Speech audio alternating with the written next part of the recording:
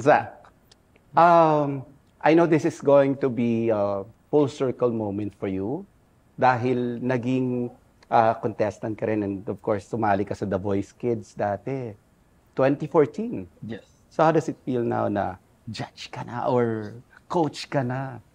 I feel like I still feel the jitters po and just butterflies every time nakakita po ako ng logo ng The Voice around the area. And especially when the posters came out, I was like, wow, this is different. Kasi po, I was just a normal kid during that time po when I auditioned for The Voice Kids. Listening to your songs, you're not normal. I was just like auditioning po. It was my grandmother pa who pushed me Really? into auditioning for different TV shows, not just The Voice. Tapos it was always like thousands of kids and contestants every time we go to different malls. And like those kids that we saw perform and everything, that was me po. So it's like, I feel like when I was in that body and I was in that moment po, hindi ko naman iisipin na makakarating ako dito. So it just feels crazy and weird to be here. At the same time, I'm really blessed po. It's like, there's so much things that I went through as a musician po and as an artist and as a person also.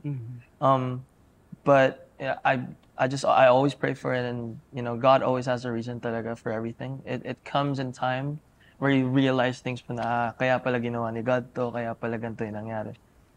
It all makes sense po in the end. So for people who are like me and like kids who are like me who were starting before, just don't stop. Just keep going. You won't know if you stop. I think that's the only thing. Hindi natin alam pwede mangyari. Like you wouldn't know lang pag tumigil ka talaga. So, allow me to fanboy just for a bit. Like I don't normally do this, but yeah, I'm a self-confessed fanboy pagdating sa music mo. You know, I would describe your music as, you know, parang, you know how it feels like you're been in love for the first time and you've been together alone for the first time. That's how your music sounded. And you're just 23. Yeah. How do you capture all that? I grew up in a household po kasi where I was just stuck in my family, with my family. So it was just me, my mom, my dad, and my sister. And ever since I was probably in kindergarten until high school po, that was my life. And so during that high school life, or like during those elementary days po, I wasn't super in with like groups of friends po. So I was usually alone. And I was always in sort of like this dream every day na parang I get to imagine different things when I listen to music. It's a bit weird, and that's why a lot of people, and I'm pretty sure my friends and like my classmates from before, they found me as this weird kid in school because I wasn't too much out there. I wasn't becoming friends with people then, but I was always alone. I would usually have crushes on girls in school. No, it's wrong to say that you're not normal. You're not ordinary. and I was just writing songs and I was just imagining myself in like At what these age? heroes. I started more around 14, 13 making songs. That was a little bit after The Voice Kids. Kindergarten, Chinese garden pa ako. But you know, it's definitely interesting what Zach's talking about because these kids, yun nga yung connection ni Zach sa kanila eh. Bilang it was fuel for him, para siyang gas para sa kanya to try and be better at what he does. Kasi after hindi siya nanalo ng The Voice Kids, when he was eliminated, a lot of kids automatic would shut down. Yeah. And I'm sure, di natin alam, I'm sure he shut down for a while, but that's the blessing about having good support system and family. His parents was there, really supported him, and until now, they still guide him, and they still, that's why it's such a blessing to have these people on TV coaching and mentoring these kids because pinagdaanan na nila o pinagdaanan na namin is defeat. And if we can give them the sense of defeat, but you can still win after a defeat, it's the best sensation ever. It also might be a joke every time we like say na Kuya Billy's like the dad and like he's old You and know what? everything. Alam mo, same thought process din habang nagsasalita siya. I feel like he is one of the people then, like one of the deserving judges and like coaches to be in this competition. Thanks, bro. That's because I will agree. I was guided by my dad po kasi, and without my dad and my dad's support system that we're all talking about, I wouldn't be the man I am today. I would be probably out there and enjoying my life, Yep. partying or whatever. Doing But different because, things. Because my dad was there, I learned how to like keep my head down po talaga and really stick with my values growing up. Kasi po, especially when you start in this industry early, there's a lot of toxicity, there's a lot of stories, there's a lot of things that come into play. And without the proper guidance, mawawala ka po talaga. And parents, family is a big, big thing. Yeah, it's That's important. why I, like hands down, I feel like Kuya Billy is like really deserving to be. Appreciate it, bro. He's like the dad. To be. Listening to your songs, Sabi sa inyo, papatandain na naman ako dito. but kasi listening to your songs transcends all yung multi-generations, hindi lang yung bagets. Yep. Kasi I know of a lot of, older people than me who would listen to your songs. And talagang, gusto kong malaman, kasi when you're listening to your song, it's like a song that you will just sing at 5 o'clock in the morning and say, tulog pa ang mga bata. Parang may ganun, yung mga ganon. So, ikaw, kung isipin ko, no, sobrang in love siguro nitong si Zach sa iba't ibang tao. How's your heart? Right now, po, I'm in a very healthy relationship with my girlfriend. We're almost running 2 years. Yeah. But yeah, the reason, actually, but honestly, like the reason why I've written all these songs is because of the heartbreaks and a lot of the failure of love that I went through for the past years. Yeah, that's my girlfriend, Abby. Listen to her every day? She's Or my nagsasawa everything. na siya? No, she's my everything, and I really look forward to a beautiful life with her. Po. Aw. But yeah, during those times, po, kasi, like because I was a kid, and again I was a weird kid. There was a time in school where I would make songs just to impress a crush of mine.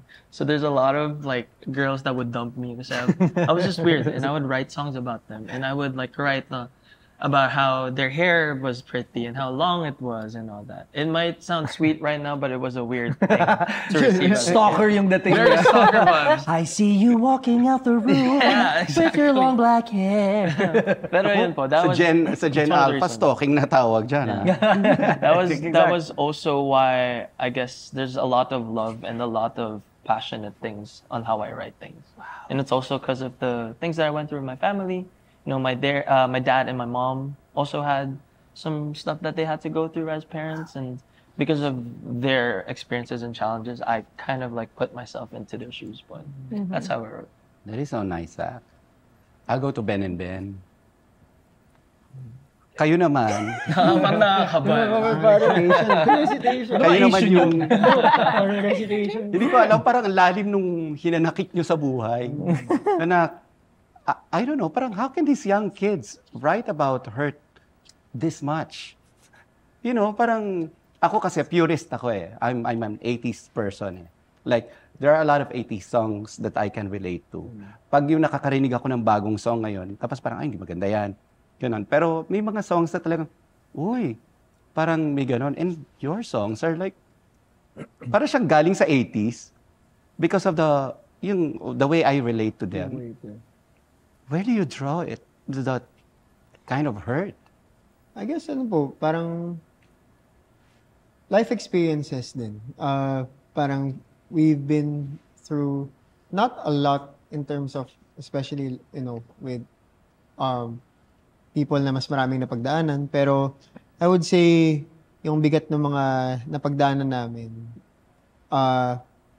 hindi rin siya necessarily yung parang what other people would find na hardship, pero I would say it's more of like emotional in nature. So siguro noong time na pinagdadaanan namin yung mga yon, iniisip namin bakit ba dumadaan yung ganitong klaseng pagsubok sa amin, like sa family or sa relationships in the past, ganyan. Pero yun nga, eventually we realized na it's so that we learn what it feels like enough na malalim. Kasi ito pala yung kailangan namin gawin sa buhay, which is magsulat ng mga songs. Kasi even before the lyrics, I first heard your song Leaves na instrumental pa lang. When I heard it, sabi ko, grabe tong Grabe tong Ben and Ben. Ano ba, nag-aaway muna ba kayo bago kayo, or, Well, that's like so deep, man. I think the thing about writing about painful experiences and healing, it's a special kind of way that we write. Kasi if you think about it, for example, that song, Leaves, more often than not, when someone goes through something difficult sa amin, hindi naman yun sabay. Di ba? Para kunyari, siya is going through something.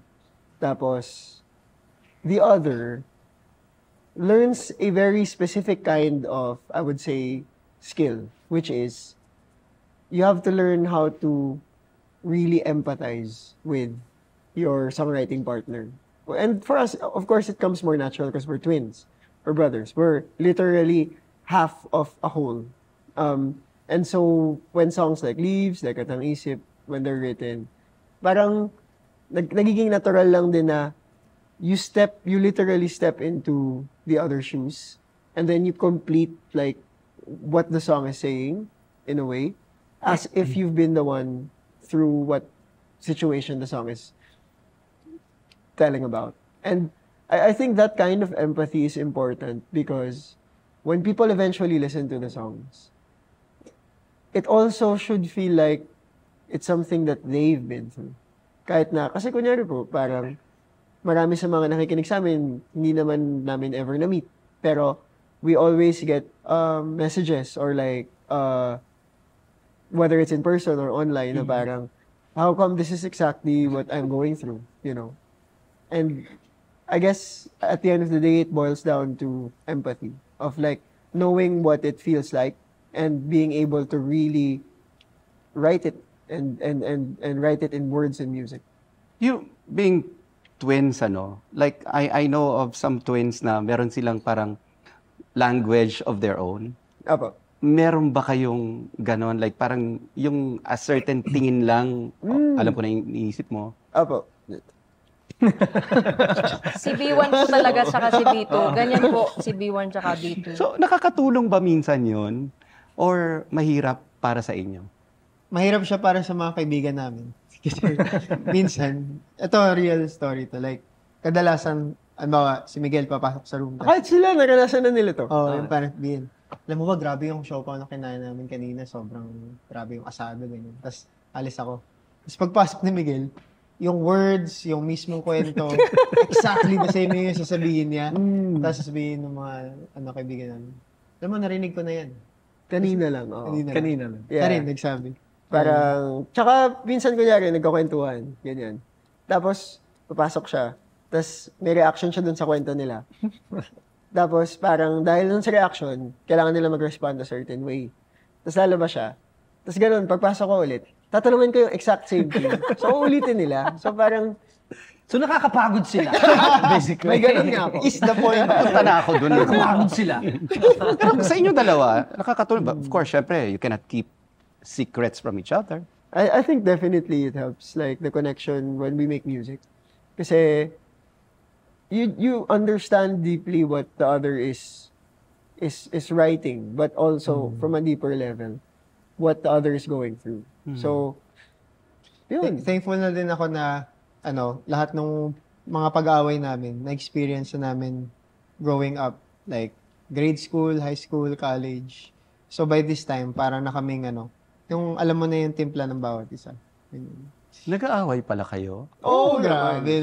Sabay pa Ano sila. lang? Normally pinag-aawayan nyo. Lalo nung Medyas, bata kami, ganon. sobrang babaw lang po. As in, kung sino yung maunang, kung sino yung mahuhuling maligo. Kasi, di ko alam kung bakit, pero parang pag nauna kang maligo. Yung ikaw na muna. Oo, ganun. Hanggang sa nangyari, nung naliligo, nakahanap siya ng way around na ang ligo niya parang 5 seconds na lang. Ganun. So parang, sige, ako na muna maligo. Okay, tapos na ako. Tapos maliligo na siya ulit. Parang ganun. And then, ano pa ba yung mga pinag-aawayan natin? Usually kapag nagpa-prank, halimbawa may isang time na na naliligo ako sa May something talaga sa pagliligo. Sabi kayo sa pag-ligo ko, tapos parang nakaganyan. Tapos ginulat niya ako. Tapos tumama yung yung ulo ko dun sa bakal, tapos dumugo siya. Tapos sabi ni Miguel, huwag mo ko susumbong. Tapos kadalasan kapag ganon, may kapalit yun. Sabi niya, sige, hindi kita isusumbong, pero yung laruan mo yun, Akin na yun. akin na yun. So, may ganon. Blackmail pala. May ganun kaming dynamic nung bata kami. Mm-mm. Tapos parang, I think, having a twin is a very special kind of bond. Kasi, it's like having a sibling din. Pero at the same time, Magkadugtong. Mas deeper yung oo connection. kasi both honesty in good and not so good ways. Kasi yung not so good ways is, obviously, dahil magkamukha kayo. Ha? Hindi naman ah. I mean like, dahil magkamukha kayo, parang growing up, it's very intuitive for people to compare. Parang, ay, siya mas ano siya, ay, siya mas ano siya, ano, ay, yung grades Did it nito, affect ganyan. you in any way nung when you were growing up? Yes, actually. It really did. Parang, and we're really open about it with each other, na parang, si Migs kasi yung mas favorite na maraming mga tito tsaka tita nung growing up eh.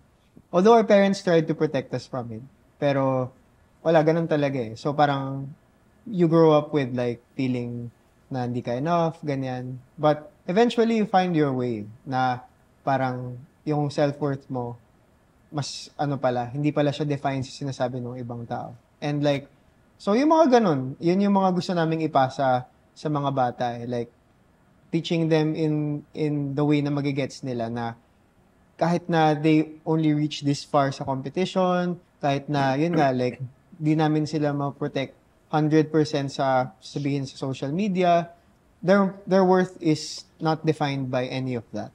But, may kasabihan nga yung mom namin eh, na parang, even if your kid or you have a gift or you have gifts, you yourself are a gift already. Parang yun yung gusto naming i-impart sa mga bata na even apart from the talent that they have, the fact na they exist as kids, as children, as mga anak, as mga kapatid, yun na mismo yung gift to be celebrated.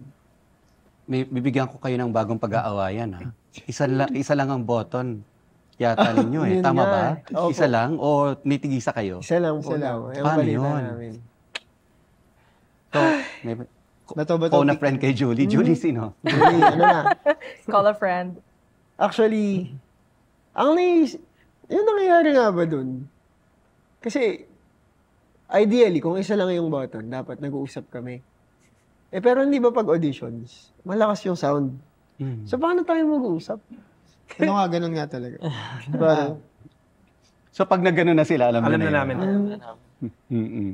pero hindi nga. I mean, I think that's a very interesting dynamic. Kasi, of course, hindi kami laging 100% aligned. Like, kunyari, paano kung, na-imagine ka na yung mga situation eh. Like, paano kung sobrang gusto ko yung kid, tapos siya may reservations siya, Yeah. tapos naubusan ng time. Kasi di ba pag naubusan ng time, wala ka nang Walang gagawa. choice. Yeah. Mm-mm. Yeah, mga ganun. Sana hindi kami mag-away ulit. Sana, no? Sana. Sabihan niyo ako pag nag-aaway kayo. sige po. Julie, Ha? Ako naman. Julie you're the only flower among the thorns. Thorns daw tayo. Thorns tayo. Thorns time. Thorns tayo ngayon. Pero mahirap ba para sa yan? Like parang syempre may pressure. Parang women represent to. Baliktad yata. Kami yung napipressure kay Julie. Parang baliktad niya. No, Competitive si Julie. Oy, sobra. no, for some reason, actually, very chill lang talaga ako this season. Kasi parang napagod din ako nung mga nakaraang seasons to, like prove myself to the kids that I am worthy to be a coach, Fist bump. Diba? So, ngayon, talagang sinabi ko sa sarili ko, okay, sige, this time medyo magiging kalmado lang ako ng konti. And you know what? Parang, I don't know, it works. Kasi, may times kasi na feeling ko ako yung gusto ng bata. Mm. So, yun, medyo feeling ko nag-work talaga siya. Ewan So, ko. doon ba anong nagagamit yung girl card mo na parang, pick me, Pick me, choose me, love choose me, love me, gano'n. Oo, ganon. So, nagagamit mo talaga yon. Siguro dahil ako lang yung nag-iisang babae sa kanila. Julie number one. Hindi. Hindi na kanya kailangan. But, I'm just very happy kasi nakikita ko yung yung gusto talaga ng mga bata na, oh, I really want to be like you someday, or I want to be with Ate Julie someday, or I want to sing with her someday. Especially kung babae yung contestant, no? Yeah. Tsaka for me, parang siguro bonus factor na din na dahil nanggaling din ako sa competition. And then marami rin ako mga nakukwento sa kanila about my experiences during the competition. So, at the end of the day, talagang I really just want them to, enjoy and be themselves pag kumakanta sila or nag-perform sila. Sa comeback mo sa Red Chair, may babaguhin ka ba doon sa mga previous styles mo? Doon sa iba't ibang nagawa mo in the past?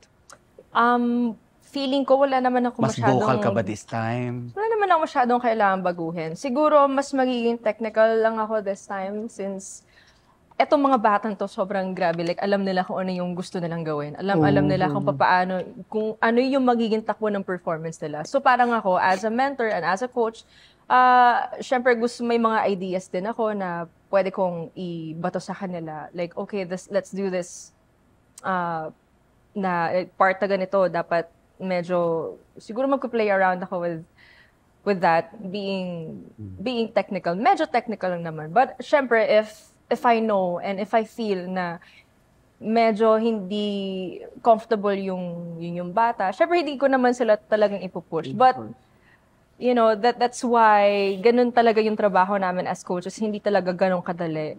It's really being collaborative with the kid. Tahimik ang buhay mo in the past months. Yes. Ang personal life mo in the past months. Kuluhin natin. Pero wala namang wala namang updates sa personal life mo, like bagong bahay, bagong buhay, bagong... Of course, darating naman tayo dun, Kuya Nels. Right now, I'm just very happy. You mean, of course, talking about Ray. No, I'm not asking. Ay, hindi ba? Sorry. Hindi. Of course, we would like to know that.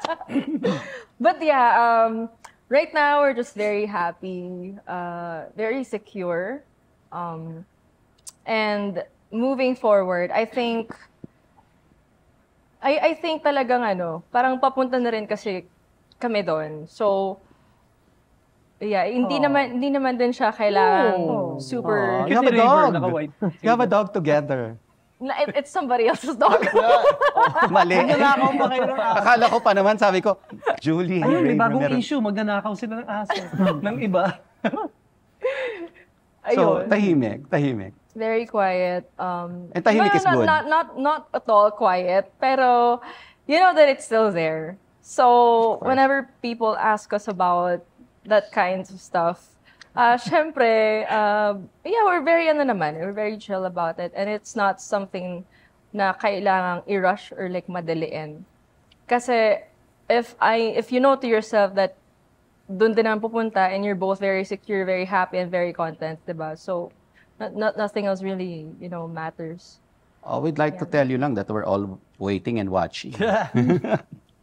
I know. Hindi ko na kailangan sabihin pa yun. Yeah. Billy, Yes. I know you're a big ball of joy. Sometimes.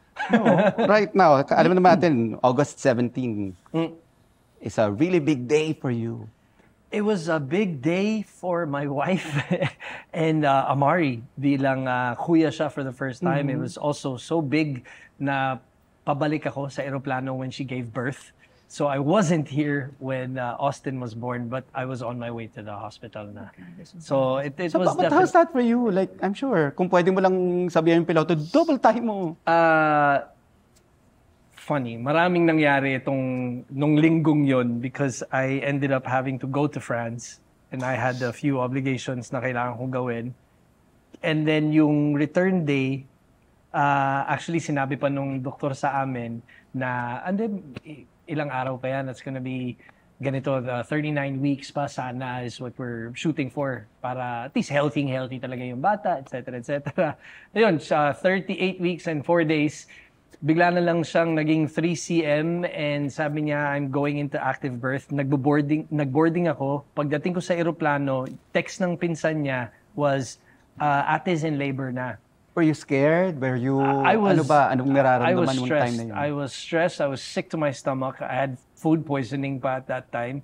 I was sobrang, hindi ko alam kung ano yung pakiramdam, kung ano yung nararamdaman ko. I was very sad, actually. May screenshot pa nga ako ng,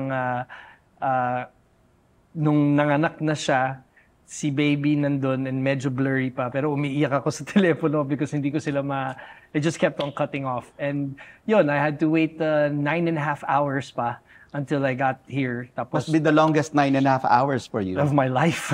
But, you know, I'm just really thankful that Colin's safe, the baby's safe and healthy. I couldn't ask for more, and the delivery of the baby was so fast. Sobrang bilis yung pangyayari.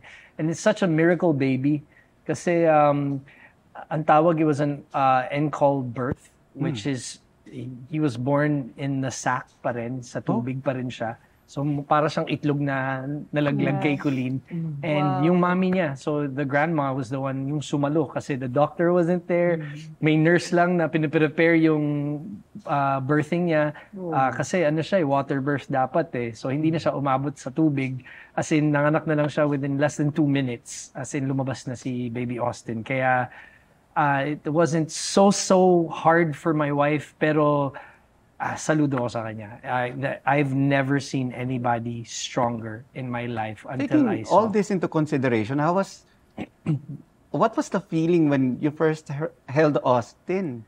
It was a different feeling kasi si Amari, nung pinanganak siya 4.5 years ago, malaki si Amari eh. Pero this boy, baby Austin, was so small nung hinawakan ko. I could hold him in one hand. And it was just so surreal na may pangalawang anak na ako, kami ni Colleen, and just to see my wife go through it again and all the sacrifices that she's been making, I think I'm in heaven already.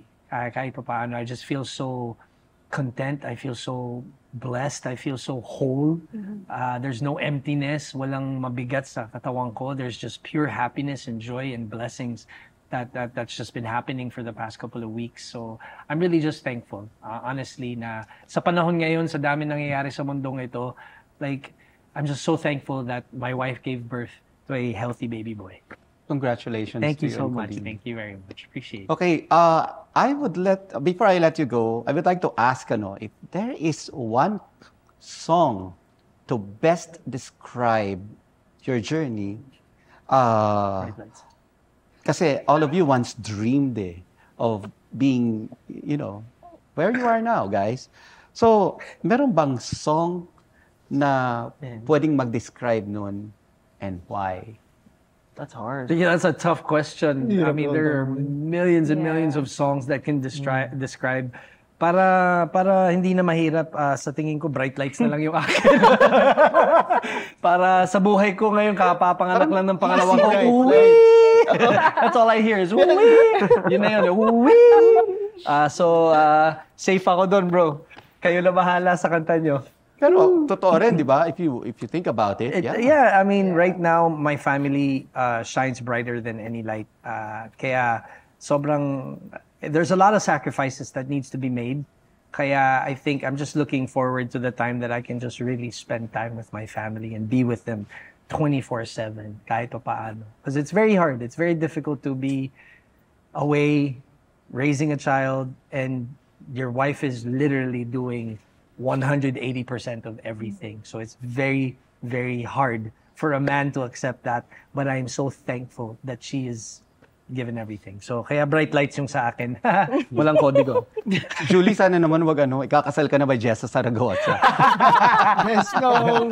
I do cherish you. That journey, for you, yung pag-impart nyo sa Tahimik ang dami mo. mo kasing kinanta, all this. Dami ko ng songs. But siguro in general, it will be Journey by Lea Salonga.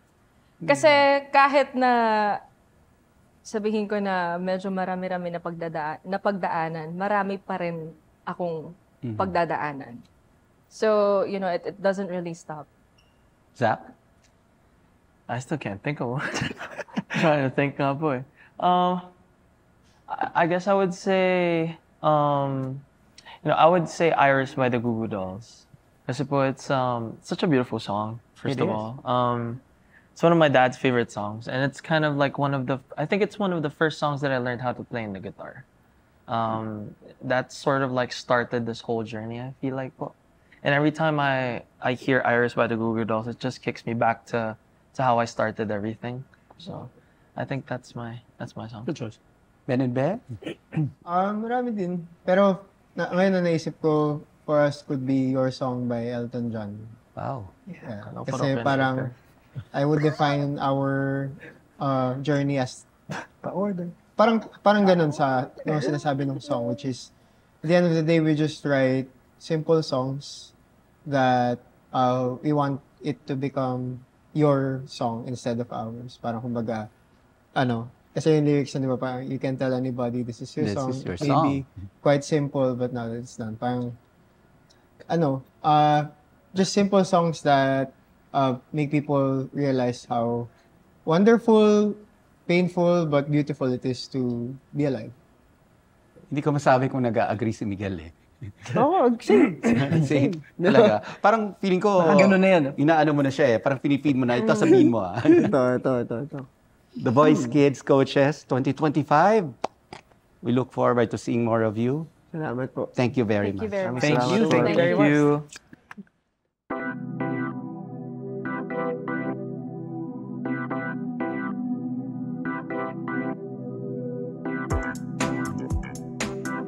you.